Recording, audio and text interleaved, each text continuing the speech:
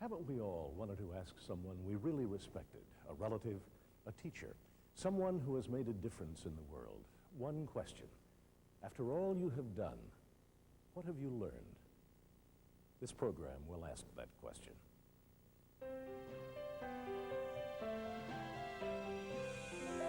Would you believe that most Americans have not read the Declaration of Independence?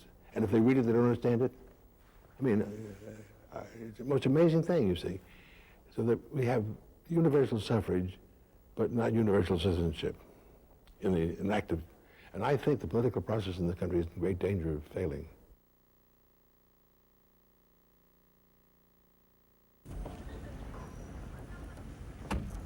For more than 60 years, philosopher and educator Mortimer Adler has been trying to get people to think about, talk about, and understand great philosophical ideas.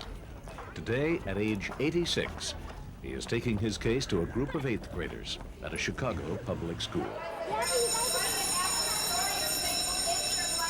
The school participates in a program Adler created called Paideia, which is the Greek word for learning. The purpose of the program is to give all students, whether they are bound for the workforce or for college, the same opportunity for a classic liberal education. All the children have the same destiny. They're all going to have to earn a living. Therefore, they should be given equal educational opportunity.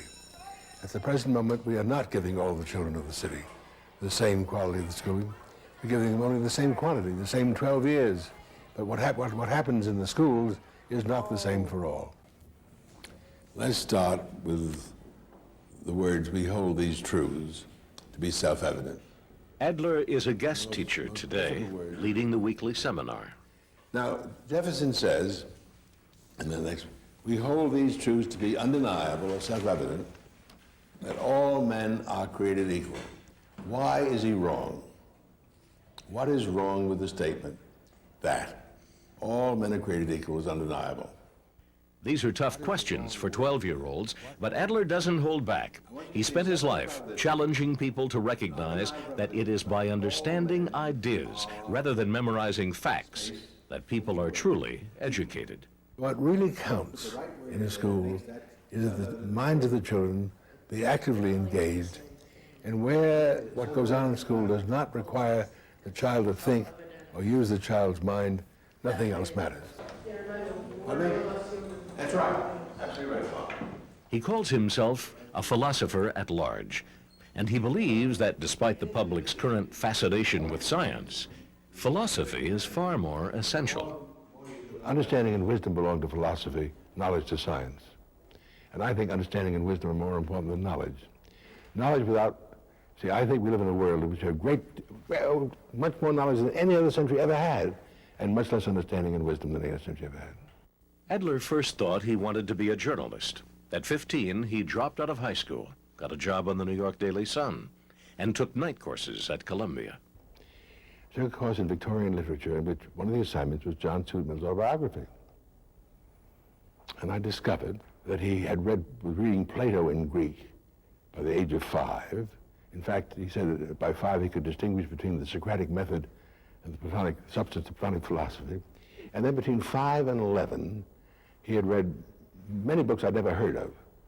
I said, I'm 15. So I went down the street from the New York Sun, old Park Row in New York, and bought a set of Plato, started to read Plato. And that changed my life. I decided I didn't want to be a journalist. I wanted to be Socrates. He quit his job and entered Columbia full-time, where he took a course on the great books of the Western world. Years later, Adler showed the book list from the course to his friend Robert Hutchins, who at age 30 had just been named president of the University of Chicago. He looked at the list and said, after 4 years of Yale, with a Phi Beta Kappa key, I've read 3 of those books. You'll have to come to Chicago and teach them with me, because I won't read them unless we teach them together. His only reason for inviting me to come to Chicago, I assure you, was his own selfish reason that if I didn't come, he wouldn't be conducting a seminar and wouldn't read the books. He regarded himself as a generally uneducated man. He was correct. Absolutely correct.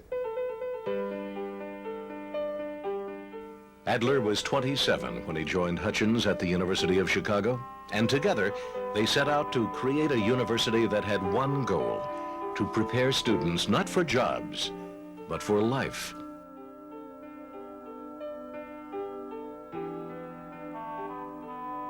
They believed that the best preparation for a good life was studying the ideas found in the great masterpieces of Western literature. It is the clarification and explication of these ideas that I think informs the human mind, gives them the kind of understanding that they need to live in the world they're living in, understanding both themselves, reality or nature, society, and the conditions of a good life. It was considered a radical idea that the thinkers of the past had the most to offer students of the present. But Adler and Hutchins defended it vehemently. And by the 1940s, Adler's list of great books was central to the curriculum at Chicago. Still, some condemned it as elitist, raising the question, what makes those particular books so great? There are various answers to that question. Mark Twain's answer is probably the wittiest. It is that these are the books that everyone wishes they had read, but nobody wants to read. Carl Van Doren's answer is, the great books are the books that never have to be written again. A bad book has to be, you try it again until you do it better. But a great book, once done, is done, and no one ever repeats it. I think my answer is a good answer.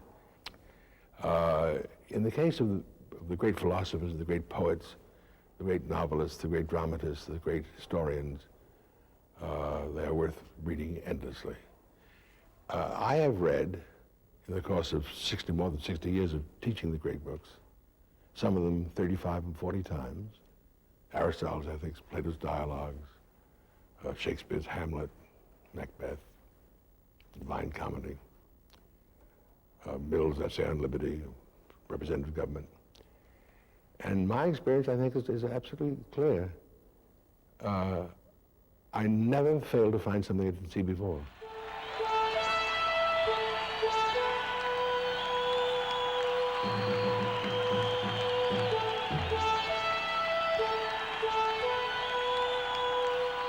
At the end of World War II, the attention of the country moved from the defeat of Nazism to the rise of communism. It was a time many Americans began searching for a way to reaffirm the foundations of our own Western democracy, and people turned to the philosophers of the past. Suddenly, the great books moved out of the classroom and across the country. And with guidance from Adler, seminars on the great books became a national fad. By 1948, 40,000 people participated in great books discussion groups in 300 cities. Eventually, a complete set called The Great Books of the Western World was published by the Encyclopedia Britannica, all 53 volumes, 32,000 pages. But it was up to Adler to make the great ideas in those books really accessible to people. Working with a staff of 30 scholars, he wrote a mammoth index. Without a computer, only index cards, they cross-referenced 102 ideas contained in the great books: love, evolution, infinity. He was given 2 years and a budget of $60,000. It took him 7 years and cost $1 million. He called it the Syntopicon. I would say my single greatest accomplishment are the 102 essays on the great ideas in the Syntopicon. It was a very difficult piece of writing because I was trying to expound the tradition without, shall I say, attaching myself to one part of it or another. The Syntopicon was his greatest work, but there have been many more. In all, he has written 46 books, many written with 2 fingers, tapping out the chapters here in his summer office in Aspen, Colorado. I've been writing books since I was 25. I don't think I began to write them well until I was about 70. The books I wrote before 70 were long books, written in a more complex style, and more difficult to read than they should be. Almost all his books have had the same goal, to make philosophical thought available to the general public. They have titles like Aristotle for Everybody and How to Think About God. One book, written in 1940, became an overnight bestseller. It was titled simply, How to Read a Book. You have to read a book with a pencil and paper in your hand. You can't read a book in bed. Sit at a desk, mark the book. If you don't mark, you can't read books you don't own, because you must mark them. You must write in the margins. You must write in the end papers. You must have a pad.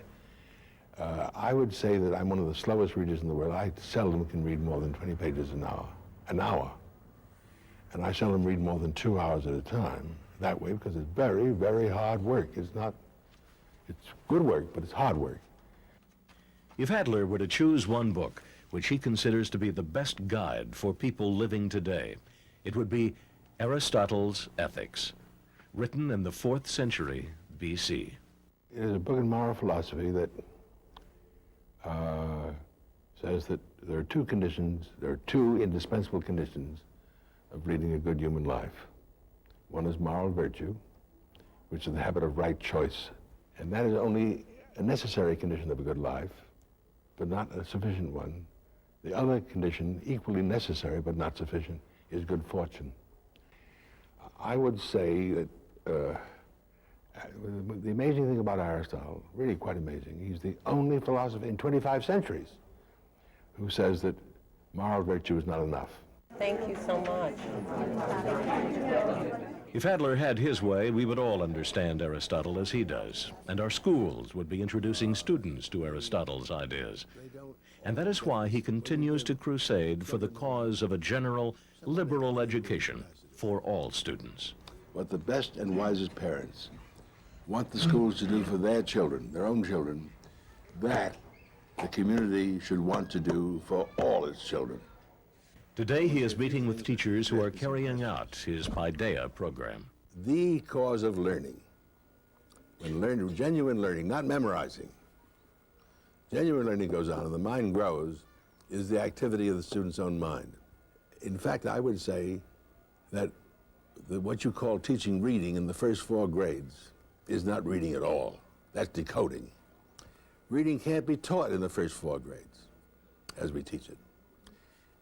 These children learn to read slowly, very gradually in the course of the first 8 years in seminars only, where the teacher is a secondary instrumental cause and acts only by questioning largely and also by coaching to move the student's mind.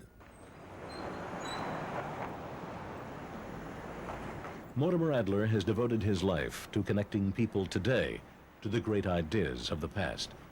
It's not surprising that he draws his lifelong lessons from his ancient mentor, Aristotle. What I've learned most, I'm now 86 years old, I would say 2 things. One, and both I got from Aristotle, I think. One is that in facing any moral or practical problem, the best way to think about it is take the longest term point of view. Think of the last end. Don't think of immediate goods. Don't think of anything, don't think of tomorrow, the next day. If you're thinking politically, think about the next 300 years or 500 years. Nothing except the long-range view is the correct view.